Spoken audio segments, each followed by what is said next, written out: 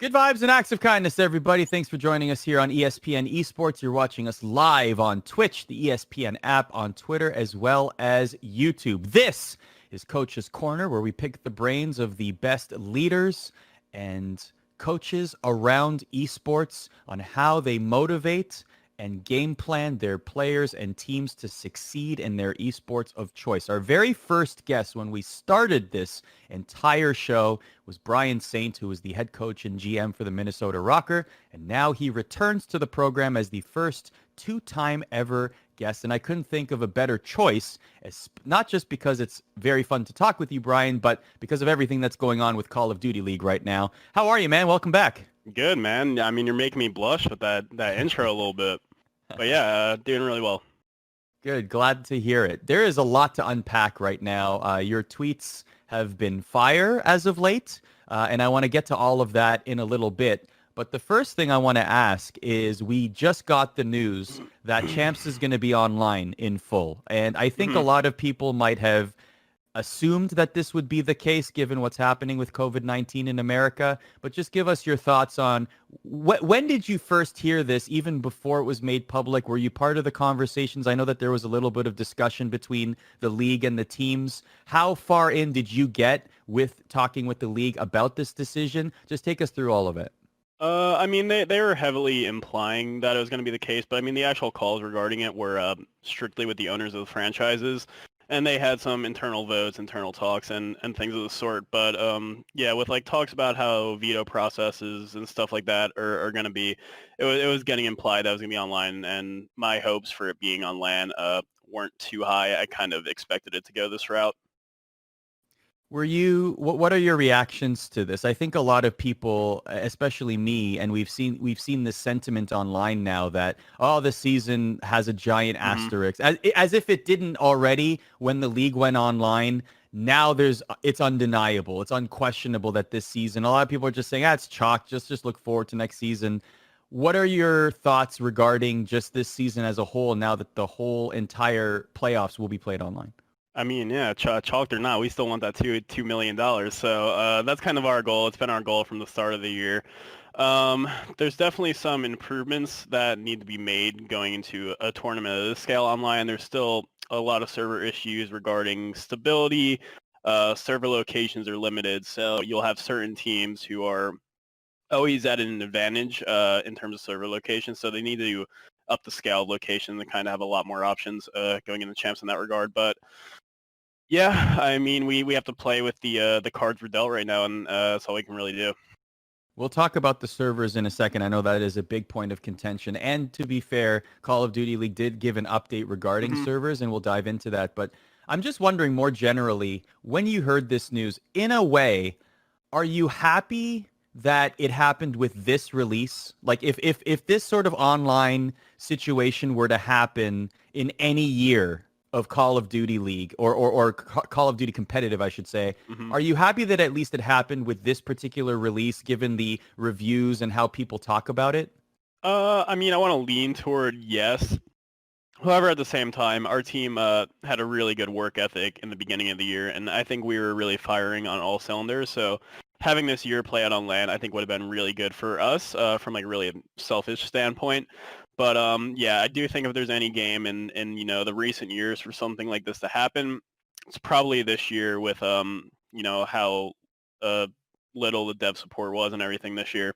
I think next year is really going to set the bar high in terms of league to developer communication and feedback. If it were up to you, before next season starts, let's say we're in a similar position. We don't know what's going to happen, obviously, but let's say we're in a similar position with the pandemic. Like, how would you, if you were in charge, how would you navigate the start or the unfolding of next season with the new title if things remain the same? Yeah, I mean, really hope things aren't remaining the same going into the second month of 2021 or whatever it would be. But if things do remain the same, we got to take it one step at a time. I think a lot of improvements need to be made online-wise, and potentially a shift to PC with controllers could help fix a lot of the issues in that regard. So let's talk about the Rokkr before we get to the patch notes and everything that will happen for the rest of the season with the updates from CDL. Let's talk about your team. At one point in the season, especially on LAN, they were the team that people were considering to be the best of the rest, the one that will break through. They're due for a tournament victory. And that chatter has sort of waned a little bit since the league went online. What do you make of your team's recent performances? Yeah, it was just a lot of mindset and mentality with us. Kind of one thing switched to online. You had players like GodRx and Alex who were just in their first grand final, felt so good about the team and our ability to, win a tournament, win their first LAN. And then when everything switched to online, it really hurt them because they were like, even if we go and win our first tournament, it's going to be online. No one's going to care. Like we were this close to winning our first tournament, never been in this position before.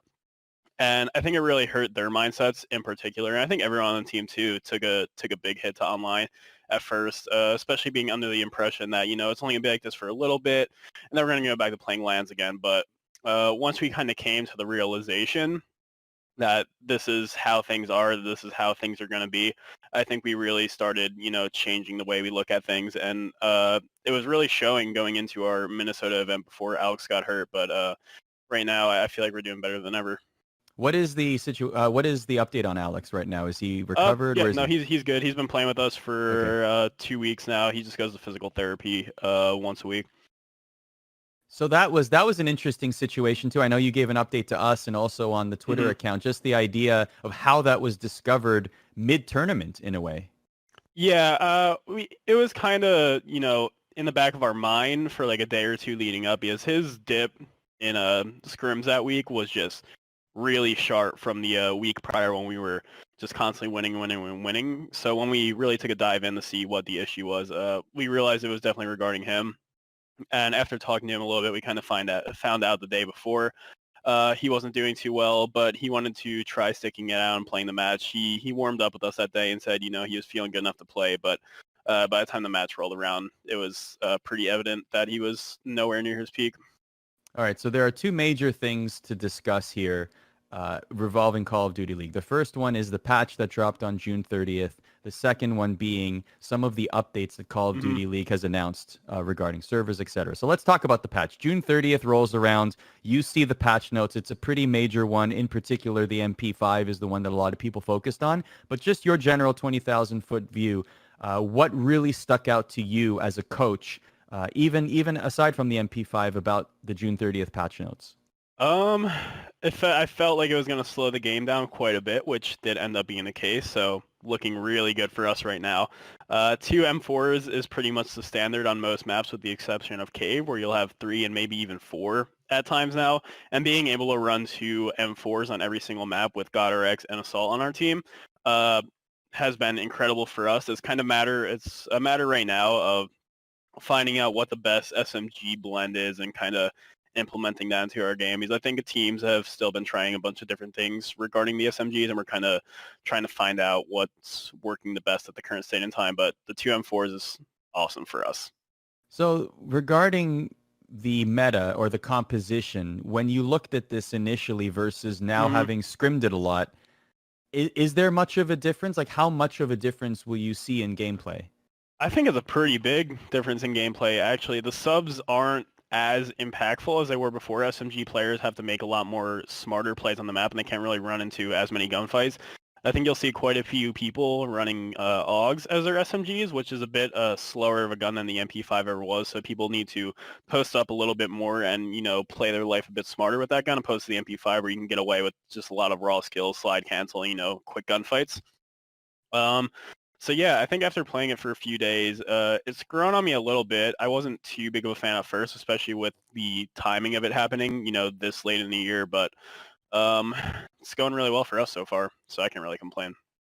It seems as though the opinion changed. Like when people initially read the MP5 changes, it seemed more doom and gloom than after a few hmm days of actually being on it, right? Like a lot of people said, yeah, maybe the entry fraggers will be affected because of the long range decrease in damage range. But still, the MP5 seems to be the best weapon in close range. Yeah. So how do you think that's all going to factor in? Well, I think at first it created a really bad dynamic where all the MP5s were just swapped to Uzis, but after, having some talks about ammo conversions and things of that sort, I think the game has a lot more balance than it did before, although the M4s are definitely the main slayers on teams now, from what I've seen for the most part, although SMG players still have the capability to have those, high kill games. I know that you've tweeted about this as well, and I know that even the broadcast made gentlemen's agreements public now. Hmm. So I guess we can talk about this after it being a very well, Yeah. not so well kept secret. What I know that 10 millimeter rounds or the attachment is something that was discussed a lot. What can you tell us, if anything, about possible GAs that have been put in place based on this? I mean, 10 millimeter rounds got nerfed pretty hard with the update. That was like the main thing that changed with the MP5. So I don't think that was too big of a factor. I mean, I think it was the 42 rounds or something on the Uzi just made that gun by far the best SMG in the game. So when the update first came out, it was essentially just a swap from MP5s to Uzis, and and I think the Uzis ended up being a bit cheesier in a lot of situations than the MP5 even was. So it just created a really stale playing game for So those 2 days or even one day, whatever it was. So things change very, very quickly. I mean, your tweet Hmm. from July 2nd was, I've lied yet again as the Uzi meta has been GA'd away. The two AR setup may be back on the menu. So where are we right now? Like, what light can you shed for us on what has been GA'd away and what you think the meta will be? I mean, pretty much since that day, nothing has changed. I think we're pretty much just on the standard now. The ammo conversions just created too much imbalance. So now we're back on, just normal Call of Duty in a sense where, you have to actually use the guns how they're made without any, buff attachments that relate to the ammo. Okay. So let's focus in on your July 3rd tweet then. This got to be the most stressed I've ever been as a Hmm. coach. We have an event in a week plus champ soon, which is now online as Yeah. we know. And I can't even tell you what guns are the most viable right now. On top of that, we're playing on different servers with different Hmm. hertz and spawns. I'm losing it. So we talked a lot about the guns. You mentioned that already. Let's talk about where you are as a coach right now leading into this weekend. Yeah, I mean, that was kind of like our first day back because we had an off day in the middle of the week, so we didn't really get to play that first day once teams were testing things without ammo conversions. And like every scrim we were playing like that day and the day after, we were seeing different guns, different attachments used by, every single team we played. So we really had no idea like what we should be like using, what we should be running. So that was like I think even now you still see a bit different like gun variations from teams, but not to the extent it was like the other day. And certain teams were doing really good with one thing, teams are doing really good with another thing. So it was really hard to get a grasp on what was good, and that's definitely a bit annoying with how soon the event is. But I think we kind of have a good feel for everything now. Take me through those few days, you as a coach, how you are adjudicating Hmm. things. What is your process to evaluate the updates and in terms of predicting what might happen and going into scrims? How do you set all of that up? I think once like the update happens, you kind of have to let things flesh out a bit organically, see what other teams are doing, and you guys just we just test things out ourselves.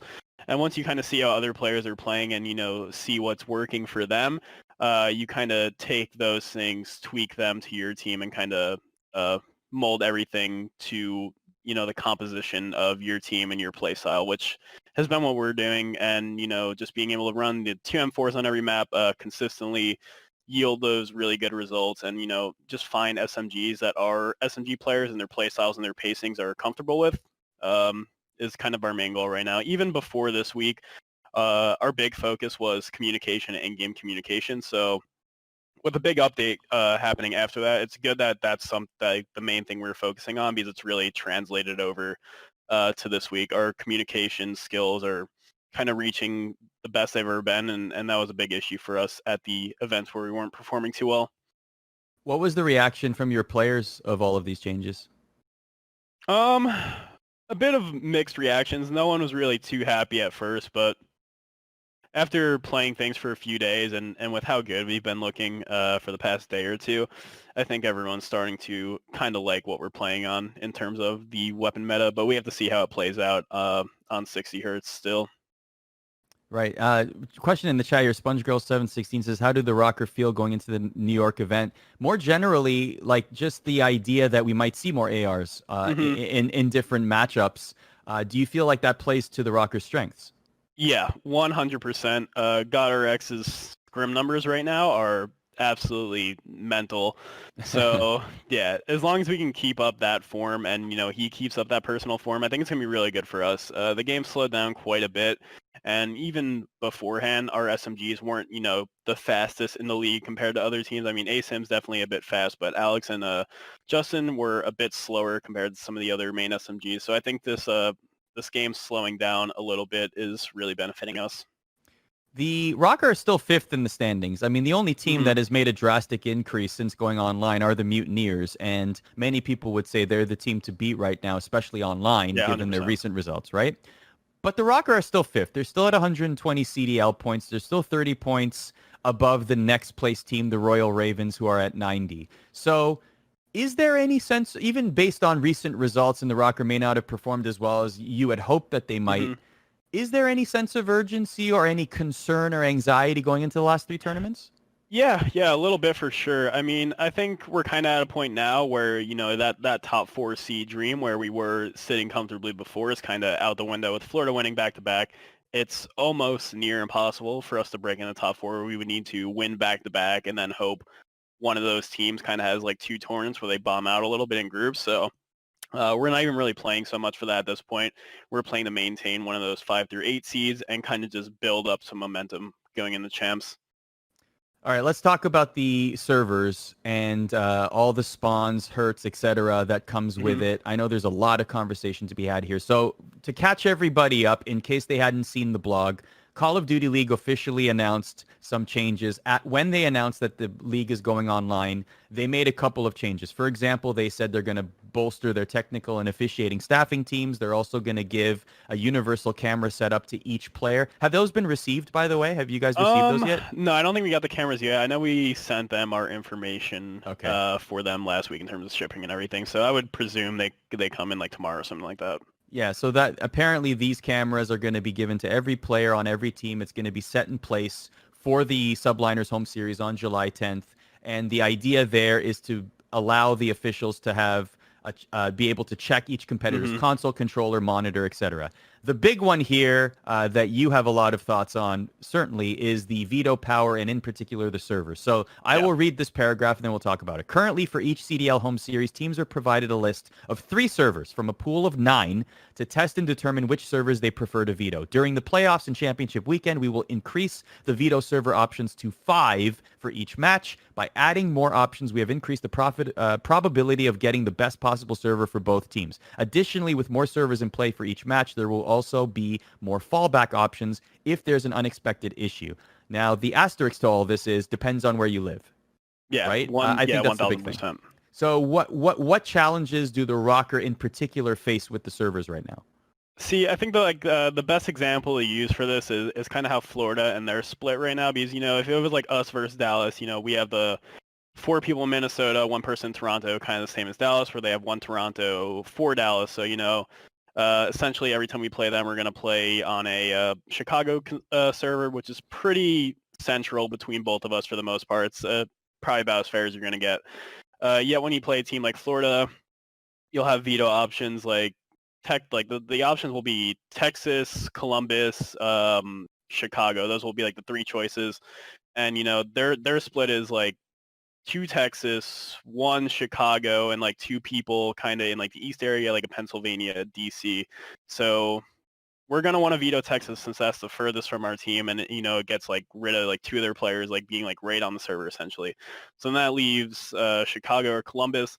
They'll probably go and veto Chicago, so they have the Eastern server closer to the 2 players on their team in PA and DC, with their Chicago player also being closer than everyone on our team, and then their 2 Texas players are essentially the same distance to the server as the rest of our team is. So they have 3 people closer to the server than everyone on our team, no matter what. So really, this is an exercise in geography. It's basically trying to Yes. figure out what the best situation is for your players and their players to try. Like the optimal server, I suppose, correct me if I'm wrong, the optimal server would be one that is the best, maybe closer to Minnesota because there's more Minnesota players, but Yeah. a server that would be closer to Minnesota but still in the direction of Toronto and would be far away from your opponent's players. So you would want, like, for example, if they were all on the West Coast, that would be ideal playing conditions for the Rokkr in a game like that. Yeah, 100%. So it's really hard trying to find good server balance right now because a lot of teams. I think if every team was five all in the same location, it would be quite a bit easier because then you kind of just get a server in the middle of where both teams are stationed. But when you have teams that are kind of spread out all over, it creates a really hard balancing dynamic. Which teams benefit the most from this? Florida with they are and where the current CDL server locations are right now. Most of the other teams are all together in the same place, so I don't think any other team benefits too greatly for the most part right now. It just helps them in pretty much every single series they play. I mean, that's not to take away from how good they've been looking as a team lately. I think they're absolutely incredible, but the server situation definitely helps them for sure. So, according to this paragraph, there will be increased increased servers to veto. Mhm. However, I'm not entirely clear on whether that means they will add servers or if they will Yeah. increase the pool. Do you know? No, I'm not entirely sure on that. I need to Okay. hear more about that. I'll ask the league. I want to know if this means they're going to add servers in different locations. Yeah, I feel like that's a necessary change, and I Okay. think that's what they're trying to implement. Where would you want the servers to go? Where do you think it would be the most fair? I feel like there definitely needs to be some more toward the West Coast because right now teams on the West Coast are at a pretty big disadvantage with the only servers over there kind of being the Cali ones, and any team playing a team that's primarily West Coast is just automatically going to veto the one Cali server, and you're essentially always going to have a Texas matchup there. But yeah, I think they need a bit more spread all over the place. The locations are kind of limited to select regions right now. I know that a lot of people had been joking online about, well, maybe I should just move somewhere for champs because there's no way that I'm going to I think win. teams will do that. Yeah, you think so? Yeah, We're going to see some geographic moving, yeah. yeah, 100%. Will you consider it? We've thought about it a little bit. I think we need to see what happens with servers that get implemented and where we'd even find places in set locations to send our players to. There's a lot of planning regarding that, so we still need to sit and wait a little bit. So what about like ASIM though? Like would he be able to cross the border, for example? Would that be difficult to execute? Yeah, that would probably be really difficult. He's been in Toronto the whole time, ever since LA. So he'll probably still end up being there. And, realistically, I feel like we'll probably keep most people in Minnesota since it's, good to have control over everyone in the same location to an extent, just making sure there's no issues with internet or anything like that. And, we get to kind of spend our personal time with the team and go over film and everything like that together. So what about the spawns and the different hurts that you're playing on? Take us through that and why that's very annoying as a coach. Yeah, right now our actual tournament matches are played on, private CDL 60 hertz servers. And the only way to practice on 60 hertz right now is going through a GB client. And with that, What's that? Game battles. Okay, Game Battles client. Yeah, they have like a little private pro ladder for us to play 60 hertz on there. But going that route, the spawns on game battles seems to be a bit wonky every now and then. You'll have some really random spawns here and there that just completely sway the flow of a lot of the maps. And on top of that, coaches aren't even able to be in and spectate those scrims. So it's awful from a coaching standpoint because especially when we were doing bad prior and those servers were implemented, we weren't able to watch our scrims and kind of help the team improve. We can only really stand behind them and watch from like one player's POV if they were, streaming privately to us. So yeah, that's crazy. Mhm. There's so much to think about. Like all of this stuff that you're thinking about falls way outside. Like these are things that you would never even consider or even think about when you signed up to be the coach of the Rokkr. Do you know what I mean? And like, Yeah, no. is it taking up? Is it I'm curious, is it taking up more of your time versus the normal things that you would be doing as a coach? Like you're putting so much time and effort into these extraordinary circumstance things. How much of your time is being taken up with these pandemic related concerns as opposed to your normal coaching duties? I feel like it doesn't change, too much in terms of like time commitments or anything like that, but it was definitely a big shift in terms of how I looked at things and, how to go about certain things regarding the team. Prior, with how things were originally, we were hanging out all the time. We were doing like these team building exercises, and we were just prepping for tournaments together, going over film in our apartments every day, and just doing all this stuff, just together in the same environment. And ever since things shifted with COVID going online, we lost a lot of that, uh, that bond that we had to an extent. But we've been working to, build that back up now that we have 4 people here. It kind of just sucks missing ASIM in Toronto, but he's, a pretty easy person to work with remotely. Well, he is Canadian, so gotta Yeah, give him that. he's a good kid. And you are in Canada South, so I guess in a way. What about so going back to what you just said there about playing on that GB server that is on 60 hertz and the spawns being a little bit different there. So how do you practice? How do you plan? Like how does that all work? It's kind of split with like the teams right now. Some teams prefer playing on those. We personally play on little PC dedicated servers that are 12 hertz through a different service that we pay for. So we've been playing on those so we can watch the scrims and kind of see how things are developing, but it's weird right now. We don't really know what the best route is. Teams are kind of split on whether they like playing on the 60 hertz GB servers where, there's no spectating or anything. And then there's other teams that want to play on the 12 hertz servers, which have a bit more fluent spawns and, the ability to spectate as well. Let's end on this. I mean, it's almost surreal. I mean, this is a surreal year, right? But it's Yeah. almost surreal that we're talking about these fundamental changes in the way that the game is played competitively so late in the season, especially going into the playoffs, right? Mm-hmm. I know that this isn't the first time something like this has happened. Probably won't be the last, right? But you as a coach, ideally, how would this unfold in the future? Like how would these kind of patches and changes occur throughout the season if you had your way as a coach? I really don't know. I mean, Call of Duty's always been a game about adapting. We play a new game every single year. There's going to be patches throughout the year that, kind of shift things. We saw it at the end of Black Ops 4 with the SOG being buffed to hit scan, and that really changed how the game was played later in that year. It's kind of just a natural thing for Call of Duty at this point, and everyone's used to it to an extent. But I think in the future, if I, had full say over it, assuming we're still on like a life cycle of one game every single year, I think having a big patch regarding like weapon balance and everything like that should always be done. There should always be one at the beginning of the game, once things get tested and like fleshed out. I think you have like the most raw data at that point to tweak weapons, because when a game first releases, there's always going to be weapon balancing issues. And then after that plays its course for a little bit, I think you can get one more big weapon tuning patch kind of in the middle of the year. And by that point, things should be pretty balanced to an extent. Last question for you. July 10th to 12th this weekend, New York Subliners home series. Minnesota's involved.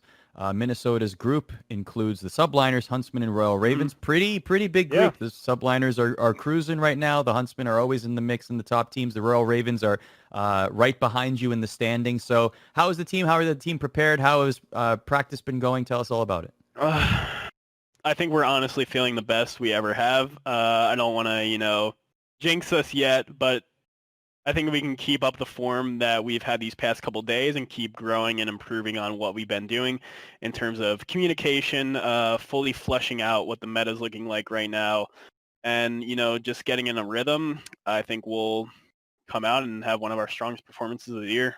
We really need this one. I think everyone knows we need this one, and we all want to build that momentum going into champs at this point, and, that's kind of the goal.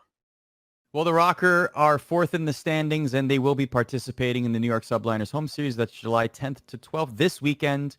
Also in action, the Paris Legion, Toronto Ultra, Atlanta FaZe, LA Gorillas, that's Group A, and then London, Chicago, New York, and Minnesota will round out Group B in the 8-team competition. There are only 3 tournaments, home series remaining before we get to the playoffs and champs, all contested online. There's a blog on the official Call of Duty League website that you can read with further details. Brian Saintt is our first ever 2-time guest here on Coach's Corner. Always appreciate talking with him. Brian, thanks for joining us, my man. Thank you for having me out, as always.